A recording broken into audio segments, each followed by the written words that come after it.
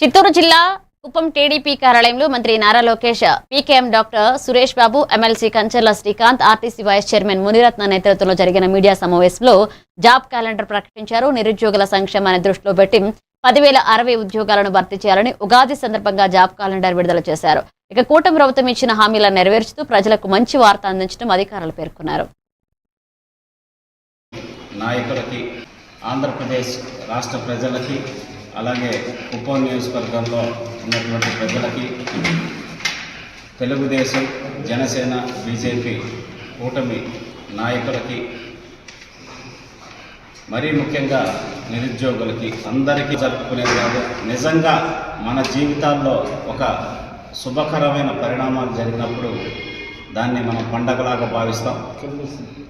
ఆ విధంగా ఈరోజు కూటమి ప్రభుత్వం ఆధ్వర్యంలో ఉగాది సందర్భంగా ఒక అద్భుతమైన వార్త నిరుద్యోగులకి మంత్రివర్యులు శ్రీ నారా లోకేష్ గారు రిలీజ్ చేయడం జరిగింది.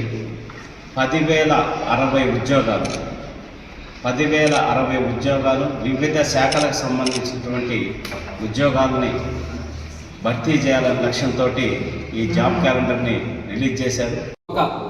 ఎక్కడ అవినీతికి తావు లేకుండా, ఎక్కడ బంధుప్రీతికి తావు లేకుండా, సొంత పార్టీ వాళ్ళని ఇది లేకుండా, ఎక్కడ నిక్కచ్చిగా ఎక్కడ కానీ లంచాలకి ఇంకో దానికి తావు లేకుండా 16,000 ఉద్యోగాలు డిఎస్సీలో కాకుండా వాళ్ళందరినీ మంచి ఉద్యోగాలు కల్పిస్తూ, ప్రైవేట్ సెక్టార్లోనే కాకుండా గవర్నమెంట్ సెక్టార్లో కూడా ఉద్యోగాలు కల్పిస్తూ రాష్ట్ర యువతను అభివృద్ధి వైపు పయనించేటట్టు చేస్తూ వాళ్ళ యొక్క భాగస్వామ్యంతో ఈ రాష్ట్రం వచ్చే సంవత్సరం కూడా ఇదే విధంగా జాబ్ క్యాలెండర్ రిలీజ్ చేస్తూ